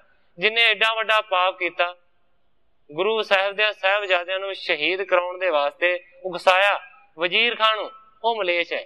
ਤੇ ਜੇਕਰ ਦੂਸਰੇ ਪਾਸੇ ਦੇਖਿਆ ਜਾਵੇ ਕਿ ਮੁਸਲਮਾਨ ਹੀ ਤੁਰਕ ਹੀ ਮਲੇਛ ਹਨ, ਤੇ ਸ਼ੇਖ ਫਰੀਦ ਜੀ ਮੁਸਲਮਾਨ ਹੋਏ ਨੇ, ਕਿ ਸਾਡੇ ਵਿੱਚੋਂ ਕਿਸੇ ਵਿੱਚ ਹੈ ਜੁਰਤ ਕਿ ਕਹਿ ਦੇਵੇ ਕਿ ਸ਼ੇਖ ਫਰੀਦ ਮਲੇਛ ਸੀ? ਕੋਈ ਨਹੀਂ ਕਹਿ ਸਕਦਾ, ਕਿਉਂਕਿ ਸ਼ੇਖ ਫਰੀਦ ਵਰਗਾ ਕੋਈ ਉੱਚਾ ਸਾਡੇ 'ਚ ਬੈਠਾ ਹੀ ਨਹੀਂ। ਇਸ ਕਰਕੇ ਮੇਰਾ ਸਿਰਫ ਕਹਿਣ ਤੋਂ ਭਾਵ ਹੈ ਕਿ ਤੁਰਕੀ ਮਲੇਛ ਨਹੀਂ ਹਨ। ਮਲੇਛ ਉਹ ਹੈ ਜਿਹੜਾ ਮਾੜੇ ਕਰਮ ਕਰਦਾ ਹੈ, ਜਿਹੜਾ ਪਾਪ ਕਰਦਾ ਹੈ। ਉਹ ਭਾਵੇਂ ਤੁਰਕ ਹੋਵੇ, ਭਾਵੇਂ ਹਿੰਦੂ ਹੋਵੇ, ਭਾਵੇਂ ਈਸਾਈ ਹੋਵੇ, ਭਾਵੇਂ ਸਿੱਖ ਹੋਵੇ, ਤੇ ਮਾਫ ਕਰਨਾ ਭਾਵੇਂ ਨਾਮਧਾਰੀ ਹੋਵੇ। ਕਈ ਨਾਮਧਾਰੀ ਵੀ ਮਲੇਛ ਨੇ। ਮੇਰਾ ਸਿਰਫ ਕਹਿਣ ਤੋਂ ਭਾਵ ਹੈ ਕਿ ਮਲੇਛ ਉਸ ਮਨੁੱਖ ਨੂੰ ਆਖਿਆ ਜਾਂਦਾ ਹੈ ਜਿਹੜਾ ਕਿਸੇ ਧਰਮ ਦੇ ਨਾਲ ਸੰਬੰਧਿਤ ਨਹੀਂ ਹੈ। ਮਲੇਛ ਉਸ ਸਰੀਰ ਦੇ ਨਾਲ, ਉਸ ਮਨੁੱਖ ਦੇ ਨਾਲ ਜੁੜਦਾ ਹੈ ਜਿਹੜਾ ਮਾੜੇ ਕਰਮ ਕਰਦਾ ਹੈ। ਧਰਮ ਦਾ ਇਹਦੇ ਵਿੱਚ ਕੋਈ ਲੈਣਾ ਦੇਣਾ ਨਹੀਂ ਮਲੇਛ ਦੇ ਵਿੱਚ। ਸੋ ਮੈਂ ਸਿਰਫ ਅਰਜ਼ ਕਰ ਰਿਹਾ ਸੀ ਕਿ ਸਤਿਗੁਰੂ ਨਾਨਕ ਦੇਵ ਸੱਚੇ ਪਾਤਸ਼ਾਹ ਜੀ ਕਹਿੰਦੇ ਨੇ, ਖੱਤਰੀਆਂ ਤਾਂ ਧਰਮ ਛੋੜਿਆ ਮਲੇਛ ਭਾਖਿਆ ਗਹੀ, ਸ੍ਰੇਸ਼ਟ ਸਭ ਇੱਕ ਵਰਨ ਹੋਈ ਧਰਮ ਕੀ ਗਤ ਰਹੀ। ਸਤਿਗੁਰੂ ਪ੍ਰਤਾਪ ਸਿੰਘ ਸੱਚੇ ਪਾਤਸ਼ਾਹ ਜੀ ਦੇ ਉਪਦੇਸ਼ ਦੇ ਵਿੱਚ ਇਹ ਗੱਲ ਆਉਂਦੀ ਹੈ ਕਿ ਸਾਰੀ ਸ੍ਰਿਸ਼ਟੀ ਇੱਕੋ ਵਰਨ ਦੇ ਵਿੱਚ ਹੋ ਗਈ ਹੈ। ਧਰਮ ਦੀ ਜਿਹੜੀ ਗਤੀ ਹੈ ਨਾ, ਉਹ ਤੇ ਦੂਰ ਰਹਿ ਗਈ, ਪਾਸੇ ਰਹਿ ਗਈ। हुण सतगुरु नानक देव सच्चे पातशाह जी इस तुकां दे नाल उस पंडित नूं उपदेश दिंदे ने कि इस वेले धर्म दूर चला गया। कली काल में छुट गओ धर्म, खतरी दिज सब करत कुकर्म। सतगुरु नानक देव सच्चे पातशाह जी कहंदे ने इस कलयुग दे समय दे विच धर्म छुट गया है सारियां तो। खतरियां ने अपने धर्म नूं छड्ड दिता है, जिहड़े पंडित लोग ने उन्हां ने भी अपने धर्म नूं छड्ड दिता है। खतरी ते पंडित सारे दे सारे कुकर्म ही करदे ने, खोटे कर्म ही करदे ने। इन दोनों बहु गहलिया पापा, प्रेष्ठ पाए छोड़े धर्म आपा। सतगुरु नानक देव सच्चे पातशाह जी कहंदे ने कि खतरियां ते ब्राह्मणां ने अपने धर्म नूं छड्ड दिता है और कहंदे ने दोनां ने गह लिया पापा, दोनां ने मानो के पापा नूं ग्रहण कीता है, धर्म नूं छड्ड दिता है। तन जा को तन लेकर खाहे। अजकल की हुंदा है, धीआं दे पैसे लैके खाधे जांदे ने। सतगुरु राम सिंह सच्चे पातशाह जी दे हुक्मनामिਆਂ ਦੇ ਵਿੱਚ ਤੁਸੀਂ बहुत वारी ਇਹ सुनिया है, जो लड़की बेचे मारे बट्टा करे तिस दे घर दा अन्न जल नहीं छकना। ਇਹ ਹੁਕਮਨਾਮੇ ਦੇ ਵਿੱਚ सतगुरु राम सिंह सच्चे पातशाह जी ने लिखा है। इन्ना माड़ा वो इस कुरीति नूं सतगुरु राम सिंह जी मनदे सन। सो मेरा सिर्फ कहण तो भाव है, गुरु जी कहंदे ने तनजा को तन लेकर खाही, ਧੀਆਂ ਦੇ पैसे वट के ਉਹ खांदे ने, पर त्रिया सो व्यभिचार कमाही, पराइयां औरतां दे नाल व्यभिचार करदे ने। अपनो पढ़नो दीनो त्यागे, पढ़न मलेछण भाखा लागे। अपनियां धार्मिक पुस्तकां नूं, अपनी मातर भाषा नूं पढ़ना अजकल दे लोकां ने छड्ड दिता है ते मलेच्छां दी भाखा नूं पढ़दे ने, मलेच्छां दी बोली नूं पढ़दे ने। जिस तरह कि मैं पहला अर्ज कीती है, अजकल हिंदी कोई नहीं पढ़दा, जिन्हों राष्ट्र भाषा आख्या जाता है वो किताबां दे विच लिखी हुई दफन हो गई है, अंग्रेजी नूं पढ़दे ने। मैं इस बारे बहुत अर्ज कर चुका है, विस्तार दे विच नहीं जावांगा। सतगुरु नानक देव सच्चे पातशाह जी कहंदे ने अपना पढ़ना छड्ड दिता है, मलेच्छां दी भाषा नूं पढ़दे। संत गुरदयाल सिंह जी कहंदे ने कि अजकल दे जिहड़े बच्चे ने वो सतयुग नूं नहीं पढ़ सकदे, पर दुनिया भर दीआं जिहड़े अखबारां ने उन्हां नूं पढ़न दी समर्था रखदे। तन लालच कर पे विपरीती, निज वृत्ति त्यागी चल अनीति। तन दा लालच फसिया होया सारियां दे विच, इस करके सारियां दी नीति विपरीत हो गई है, पुठी हो गई है। निज वृत्ति त्यागी चल अनीति, अपनी असली वृत्ति नूं त्याग के कहंदे ने अनीति दे उत्ते चलदे ने, कुरैत दे उत्ते चलदे ने। पर निंदा मिल सदा अलाम, करत हर कथा बात चलावे। पराई निंदिया दा साथ नहीं छड्डदे, जिथे भी मौका मिले पराई निंदिया ही अलाउंदे ने, पराई निंदिया ही करदे ने। पर कहंदे ने करत हरी कथा बात चलावे। पर जदों हरी दी कथा करदे ने, कोई कथा करदे ने मेरे वर्गे, उदों फिर बड़ियां उच्चियां उच्चियां गल्लां करदे ने। पर आसे पासे कहंदे ने कि उन्हां दा मन निंदिया दे विच ही लगा। सुन कर पुन दिज उचरे बैना, सुनो संत जी तुम सुख देना। जदों इस तरीके दे नाल सतगुरु नानक देव सच्चे पातशाह जी ने अपने उपदेश का विस्तार किया, उस वेले पंडित हाथ जोड़ के कहंदा है, हे संत जी तुम हो सुख देना, तुसीं ते सुखां दा दान देने वाले। कल युग में अग कोक बरतारा, करत सर्ब नर बिना बेचारा। कहंदा है कि कल युग दे विच अग दा पापां दा वरतारा वरत्या होया, सारे दे सारे लोग पाप करदे ने बिना विचारा, बगैर ही किसी विचार तो। बिना नाम ते आन उपाए, ज्यों गत होवे देहो बताए। पंडित ने एक होर सवाल किया है, कहंदा है कि तुसीं बार बार नाम दी गल कर रहे हो, कहंदा है कि बिना नाम ते आन उपाए, बगैर नाम जपण तो जेकर होर तुहाडे कोल उपाय है ते ओह तुसीं दसो जिहदे विच नाम जपण दी शर्त ना होवे। तुम सर्वग अहो गत दाई, सुन श्री गुर पुन गिरा लाई। पंडित ने आख्या जी जिहदे विच नाम ना जपना पवे ऐसा रस्ता दसो। सतगुरु नानक देव सच्चे पातशाह जी नूं कहंदा है तुसीं मोक्ष दे दाते हो, तुसीं सर्वग हो। उस वेले फिर सतगुरु नानक देव सच्चे पातशाह जी ने इसे ही शब्द दियां अगलियां तुकां नूं इस तरह बयान कीता। गुरु जी कहंदे ने अष्ट साज पुराण सोध है करे वेद अभ्यास। क्योंकि विद्वानां दे अनुसार 8 व्याकरण मन्ने गए ने। इस तो इलावा वेद व्यास जी ने पुराणा की रचना की। हुण सतगुरु नानक देव सच्चे पातशाह जी कहते ने व्याकरण की नीति नूं जिहड़ी 8 प्रकार दी है, भावें कोई उस नूं सोध लवे, उस नूं पढ़ लवे, भावें कोई सारे दे सारे प्राणां नूं सोधे, उन्हां वेदां दा अभ्यास किन्ना भी मर्जी कर लवे, पर गुरु जी अगे कहते ने बिन नाम हर के मुक्त नाही कहे नानक दास। सतगुरु नानक देव सच्चे पातशाह जी अपने आप नूं दास बयान करते ने। सतगुरु नानक देव सच्चे पातशाह जी कहते ने नानक दास ये गल कहंदा है बिना नाम हर के मुक्त नाही, बगैर परमेश्वर दे नाम तो मुक्ति की प्राप्ति कदे नहीं हो सकती। नानक दास इस गल नूं बयान करदा है। पंडित ने आख्या सी नाम जपना ना जरूरी होवे, पर सतगुरु सच्चे पातशाह जी कहंदे ने बिन नाम हर के मुक्त नाही। हे पंडित जी, बगैर परमेश्वर दे सच्चे नाम तो मुक्ति की प्राप्ति कदे हो ही नहीं सकती। कर जोरे दे यकीनी बंधन ममगत की जय पाप निकंदन। उस वेले सतगुरु नानक देव सच्चे पातशाह जी दे चरणां दे उत्ते ओ पंडित डिग्या है, डिग के नमस्कार कीती है और अर्ज कीती है ममगत की जय पाप निकंदन। हे पापां दा नाश करन वाले कृपा करके मेरी गति कर दे। पूर्ण पुरख संत जगदीशु आस कह चरण कमल तर सीसो। तुसी पूर्ण हो, तुसी पुरख संत हो, तुसी जगदीश हो, परमेश्वर हो, तुसी मालक हो दुनिया दे। इस तरह कहंदे होए ने सतगुरां दे चरणां दे उत्ते अपना सीस रख दिता। गर्भ जात का दीनो त्यागी गुर पग की ओर मैं लेव लागी। ग्रंथाकार भाई संतोख सिंह जी कहंदे ने कि अपनी जाति का जिहड़ा गर्व सी, जिहड़ा हंकार सी अपने पंडित पुणे दा, उसने छड़ दिता है ते गुरु जी दे चरण कमलां दे नाल उस दी सुरती जुड़ गई, लिव लग गई। निजी उपदेश मोह को दीजै शरण परे की शर्म रखीजै। कहंदा है कि कृपा करके अपना पवित्र उपदेश मैनू बख्शिश करो, मैं तुहाडी शरण दे विच डिग्या होया, मेरी शर्म नू रखो, मेरी लाज पत्तियां नू रखो। गुर कह तन प्राप्त पायो ताजो दम्ब छल जोए शुद्ध आत्मा नाम जप इस प्रकार गत होए। सतगुरु नानक देव सच्चे पातशाह जी कहंदे ने हे पंडित जी, धन तुहानू मिल गया है, दम्ब छल जोए। कहंदे ने कि जिहड़े दम्ब ने, जिहड़े पखंड ने, जिहड़े कपट ने, उन्हां नू पंडित जी हुण तुसीं छड्ड दिओ।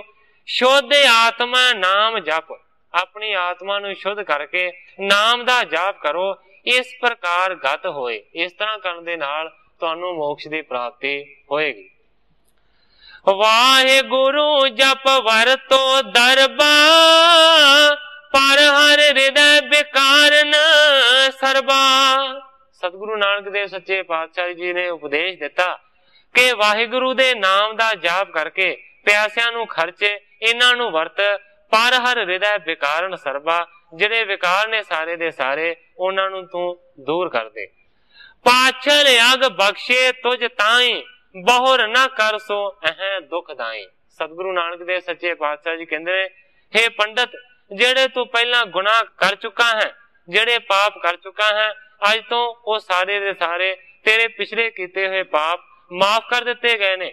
बौर ना कर, अज तो बाद करे ना करे अह दुखदाई। पंडित ये दुखों का कारण बनते ने, ये दुख देंदे ने, इस करके अज तो बाद कदे कोई पखंड ना करे, कदे कोई पाप ना करे।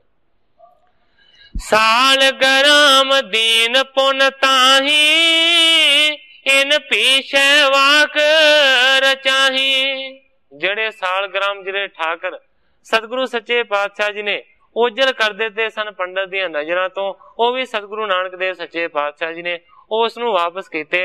उसदे साल ग्राम जो उसदी त्रिकाल दृष्टि झूठी साबित करन दे लई लुकाए सन, दे के सतगुरु जी कहन लगे हुण दस खां पंडिता इन्हां पत्थरां दी चाह करके सेवा करदा हुंदा सी, हुण देख के जी करदा है इन्हां दी सेवा करन नूं जां नहीं जी करदा। सतगुरां ने इस तरह वचन कीता।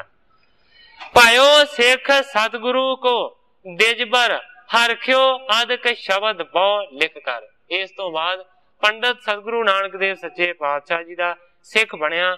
ਸਤਿਗੁਰੂ ਨਾਨਕ ਦੇਵ ਸੱਚੇ ਪਾਤਸ਼ਾਹ ਜੀ ਨੇ ਜਿਹੜੇ ਗੁਰਬਾਣੀ ਦੇ ਸ਼ਬਦ ਵਿਚਾਰੇ ਹੋਏ ਸਨ, ਪੰਡਤ ਨੇ ਉਹਨਾਂ ਨੂੰ ਲਿਖਿਆ ਤੇ ਉਹਨਾਂ ਨੂੰ ਯਾਦ ਕੀਤਾ। ਇਸ ਤਰੀਕੇ ਦੇ ਨਾਲ ਪੰਡਤ ਦਾ ਕਲਿਆਣ ਹੋਇਆ।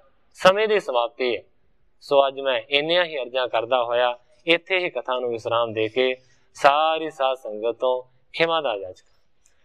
हे अच्युत हे पार ब्रह्म अविनाशी अगनास, हे पूरन हे सर्ब में दुख पंजन गुणतास, हे संगी हे निरंकार हे निर्गुण सब टेक, हे गोविंद हे गुण निधान जाके सदा विवेक, हे अपरंपर हर हरे है पी होवनहार, हे संतः कै सदा संग ने धारा आधार, हे ठाकुर हो दास रो मैं निर्गुण गुण नहीं कोय, नानक दीजै नाम दान राखो ही परोय, याही कुल ते प्रगट होय ताही कुल को नाम, पुन द्वादश